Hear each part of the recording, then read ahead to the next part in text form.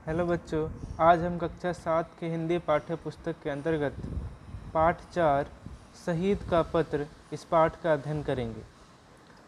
हम लोग बड़े ही भाग्यशाली हैं कि हमने आज़ाद भारत में जन्म लिया है और इस आज़ादी को प्राप्त करने के लिए हमारे पूर्वजों ने कठोर परिश्रम किया था। घर परिवार माता पिता सब कुछ छोड़ दिया था उन्होंने, यहाँ तक कि आज़ादी के लिए अपने प्राण तक त्याग दिए थे। ऐसे शहीदों के जीवन के अंतिम क्षणों की भावनाओं को पढ़कर आपका मन भी श्रद्धा से भर उठेगा और हम इस पाठ में उन्हीं पत्रों को पढ़ेंगे। सन 1925 में राम प्रसाद बिस्मिल, अशफाक उल्लाह खां और कुछ युवा क्रांतिकारियों ने सशस्त्र क्रांति का निश्चय किया। धन और हथियारों की कमी थी। इस कमी को पूरा करने के लिए राम प्रसाद बिस्मिल, अशफाक उल्लाह खां और उनके साथियों ने सरकारी खजाना लूटने की योजना बनाई। तो हम क्या देखते हैं, सन 1925 ईस्वी में राम प्रसाद बिस्मिल, अशफाक उल्लाह खां और कुछ युवा क्रांतिकारियों ने सशस्त्र क्रांति आज़ादी की क्रांति में सशस्त्र यानी शस्त्र के साथ क्रांति करने का निश्चय किया था और धन और हथियारों की कमी थी। इस कारण उन्होंने सरकारी खजाना लूटने की योजना बनाई और इसमें जो लोग शामिल थे वे थे राम प्रसाद बिस्मिल, अशफाक उल्लाह खां और उसके अन्य साथी। 9 अगस्त 1925 की शाम राम प्रसाद बिस्मिल अपने साथियों के साथ सहारनपुर से आने वाली 8 डाउन रेल में बैठे थे। रेल जैसे ही काकोरी पहुंची, बिस्मिल और उनके साथियों ने जंजीर खींचकर रेल रोक दी और सरकारी तिजोरी लूट ली।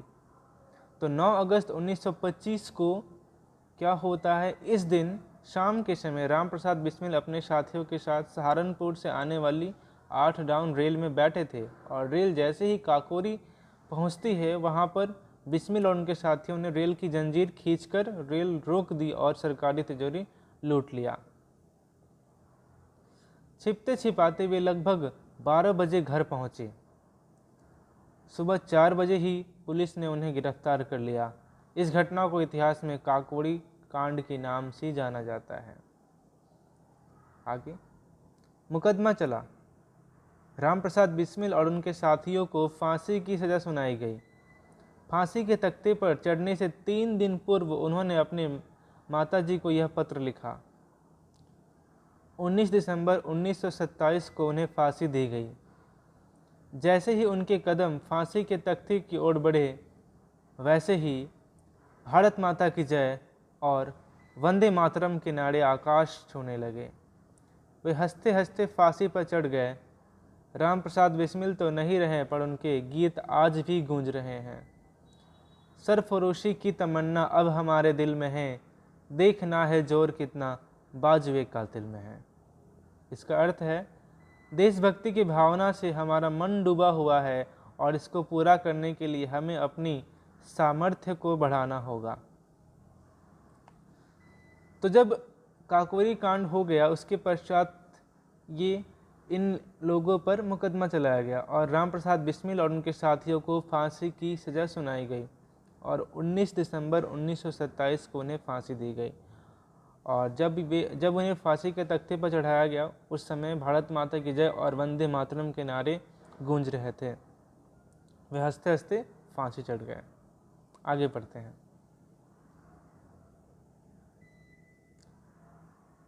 अब हम पत्र के बारे में पढ़ेंगे जो 16 दिसंबर 1927 को लिखा गया है। उनके फांसी के दिन के 3 दिन पहले उनको फांसी कब मिली थी? 19 दिसंबर 1927 को। और ये पत्र कब लिखा गया है? 16 दिसंबर 1927 को फैजाबाद जेल से। पूजनीय माता जी, सादर चरण वंदना।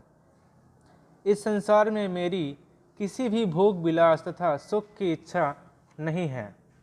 केवल एक इच्छा है कि वह यह कि एक बार श्रद्धापूर्वक तुम्हारे चरणों की सेवा करके अपने जीवन को सफल बना लेता, किंतु यह इच्छा पूर्ण होती नहीं दिखाई देती, क्योंकि शीघ्र ही मेरी मृत्यु का संवाद सुनाया जाना है।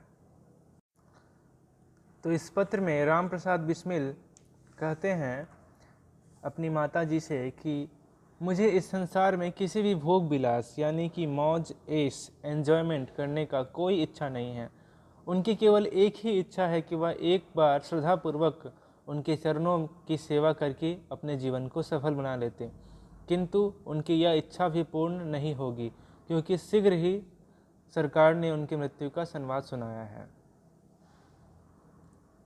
आगे, माँ, मुझे विश्वास है कि तुम यह समझकर धैर्य धारण करोगी कि तुम्हारा पुत्र माताओं की माता भारत माता की सेवा में अपना जीवन समर्पित कर गया है।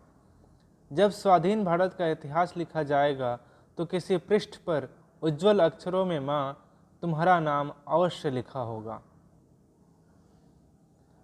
जन्मदात्री, वर दो कि अंतिम समय में भी मेरा हृदय दृढ़ रहे और तुम्हारे चरण कमलों में प्रणाम अर्पित करता हुआ शहीद हो जाऊं। तुम्हारा बेटा रामप्रसाद बिस्मिल। तो रामप्रसाद बिस्मिल आगे कहते हैं कि उन्हें यह विश्वास है कि यह पत्र पढ़ने के बाद उनकी माता धैर्य धारण करेंगी, और क्योंकि उनका जो पुत्र है वह पुत्र है जो वह माताओं की माता यानी भारत माता की सेवा में अपना जीवन समर्पित कर गया है। और जब स्वाधीन भारत का इतिहास लिखा जाएगा तो किसी पृष्ठ पर, किसी पेज पर उज्जवल अक्षरों में माँ तुम्हारा नाम अवश्य लिखा होगा। वह अंत में आशीर्वाद मांगते हैं, वर मांगते हैं अपनी माता से कि वह उन्हें वर दे कि अंतिम समय में, फांसी के समय में उनका हृदय दृढ़ रहे, वह कमज़ोर ना हो और उनके चरण कमलों में प्रणाम अर्पित करते हुए वह शहीद हो जाए। उनका तुम्हारा बेटा रामप्रसाद बिस्मिल। आगे पढ़ते हैं। अशफाक उल्लाह खां हिंदुस्तान रिपब्लिकन एसोसिएशन के संस्थापकों में से एक थे, जिनका उद्देश्य सशस्त्र संघर्ष कर भारत माँ को आज़ाद कराना था। जब उन्हें काकोरी कांड में फांसी की सज़ा सुनाई गई तब उन्होंने कहा था कि यह एक विडंबना है कि जो हमें सालों से लूटते आए हैं वे हमें लूट के अपराध में सज़ा सुना रहे हैं। काकोरी कांड में 4 क्रांतिकारियों को फांसी हुई। रामप्रसाद बिस्मिल, अशफाक उल्लाह खां, ठाकुर रोशन सिंह और राजेंद्र लाहिरी। तो अशफाक उल्लाह खां कौन थे? वह हिंदुस्तान रिपब्लिकन एसोसिएशन के संस्थापकों में से एक थे, जिनका उद्देश्य था भारत देश को सशस्त्र विद्रोह कर आज़ाद करवाना। जब उन्हें फांसी की सज़ा सुनाई गई तो उन्होंने कहा कि यह एक विडंबना है, मजाक है, व्यंग है कि जो हमें लूटते आए हैं, जो सालों से हमें लूटते आए हैं, वे हमें लूट के अपराध में सज़ा सुना रहे हैं। और काकोरी कांड में 4 क्रांतिकारियों को फांसी हुई थी। आप ध्यान देंगे, रामप्रसाद बिस्मिल, अशफाक उल्लाह खां, ठाकुर रोशन सिंह और राजेंद्र लाहिरी। आगे पढ़ते हैं। अशफाक उल्लाह खां ने यह पत्र फांसी के तख्ते पर चढ़ने से 3 दिन पहले लिखा। वे शब्द जो उन्होंने फांसी के तख्ते पर चढ़ते हुए बोले थे आज भी हमारे कानों में गूंज रहे हैं। उन्होंने क्या बोला था? मैंने कभी किसी आदमी के खून से अपने हाथ नहीं रंगे, मेरा इंसाफ खुदा के सामने होगा। वतन हमारा रहे शाद काम और आज़ाद, हमारा क्या है अगर हम रहे ना रहे। अशफाक उल्लाह खां द्वारा लिखा गया यह पत्र जिसे हम पढ़ने वाले हैं। मेरे प्यारे देशवासियों, भारत माता को आज़ाद करवाने के लिए रंगमंच का अर्थ होता है अभिनय, नाटक खेलने आदि का स्थान, स्टेज। भारत माता को आज़ाद करवाने के लिए रंगमंच पर हम अपनी भूमिका अदा कर चुके हैं। गलत किया या सही, हमने जो भी किया स्वतंत्रता पाने की भावना से प्रेरित होकर किया। हमारे अपने निंदा करे या प्रशंसा, लेकिन हमारे दुश्मनों तक को हमारी हिम्मत और वीरता की प्रशंसा करनी पड़ी। कुछ लोग कहते हैं कि हमने गुलामी को न सहा और देश में आतंकवाद फैलाना चाहा, पर यह सब गलत है। हमारे कितने ही साथी आज भी आज़ाद है, फिर भी हमारे किसी साथी ने कभी भी किसी नुकसान पहुंचाने वाले तक पर गोली नहीं चलाई। यह हमारा उद्देश्य नहीं था। हम तो आज़ादी हासिल करने के लिए देश भर में क्रांति लाना चाहते थे। तो अशफाक उल्लाह खां कहते हैं कि उन सब ने जिन लोगों को फांसी की सज़ा हुई थी, उन सब ने भारत माता को आज़ाद करवाने के लिए इस रंगमंच पर अपनी भूमिका अदा की है। उन्होंने सही किया या गलत यह पता नहीं, किंतु और हमारे अपने निंदा करी या प्रशंसा, किंतु दुश्मनों अर्थात अंग्रेजों तक को उनकी हिम्मत और वीरता की प्रशंसा करनी पड़ी। कुछ लोग कहते हैं कि उन्होंने गुलामी को ना सहा और देश में आतंकवाद फैलाना चाहा, पर यह सब गलत है, क्योंकि उनके कितने ही साथी आज भी आज़ाद है, पर उन्होंने कभी भी किसी नुकसान पहुंचाने वाले पर गोली तक नहीं चलाई, और यही उनका उद्देश्य था। वे केवल देश में आज़ादी हासिल करने के लिए क्रांति लाना चाहते थे। सरकार भी अंग्रेजों की और जज भी अंग्रेजों की, फिर न्याय की मांग किससे करे? तो अशफाक उल्लाह खां कहते हैं कि जब सरकार भी अंग्रेजों की है और जज भी अंग्रेजों के हैं, तो फिर न्याय की मांग किससे करें, न्याय का उम्मीद किससे करें? जजों ने हमें निर्दयी, बर्बर का अर्थ होता है अत्यधिक खतरनाक, ब्रूटल, मानवता पर कलंक आदि विशेषणों से पुकारा है। हमारे शासकों की कौम के जनरल डायर ने निहत्थों पर गोलियां चलवाई, बच्चों, बूढ़ों, स्त्री पुरुषों सब पर दनादन गोलियां दागी गई। तब इंसाफ के इन ठेकेदारों ने अपने भाई बंधुओं को किन विशेषणों से संबंधित किया था? फिर हमारे साथ यह सलूक क्यों? सलूक का अर्थ होता है व्यवहार, बर्ताव, बिहेवियर। तो अशफाक कहते हैं कि अंग्रेज जजों ने हमें निर्दयी, बर्बर, मानवता पर कलंक इत्यादि नामों से पुकारा है। वे यह भी कहते हैं कि जब जनरल डायर ने जलियांवाला बाग में निहत्थे लोगों पर इतनी गोलियां चलवाई थी, तब इन्होंने उसे क्या नाम दिया था? और फिर हमारे साथ ऐसा सलूक क्यों किया जा रहा है? इसीलिए हम किससे न्याय की मांग करें, क्योंकि सरकार भी अंग्रेजों का है और जज भी अंग्रेजों का। आगे पढ़ते हैं। हिंदुस्तानी भाइयों, आप चाहे किसी भी धर्म या संप्रदाय के मानने वाले हों, देश के काम में साथ रहिए, आपस में व्यर्थ न लड़िए। रास्ते चाहे अलग हो, लेकिन उद्देश्य तो सबका एक है। सभी कार्य एक ही उद्देश्य की पूर्ति के साधन हैं।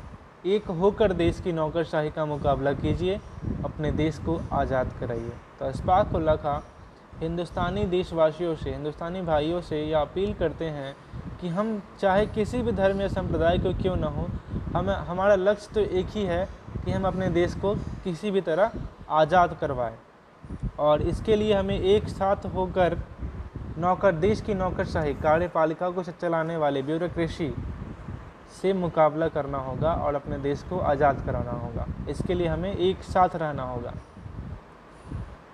देश के 7 करोड़ मुसलमानों में मैं पहला मुसलमान हूँ जो देश की आज़ादी के लिए फांसी पर चढ़ रहा है।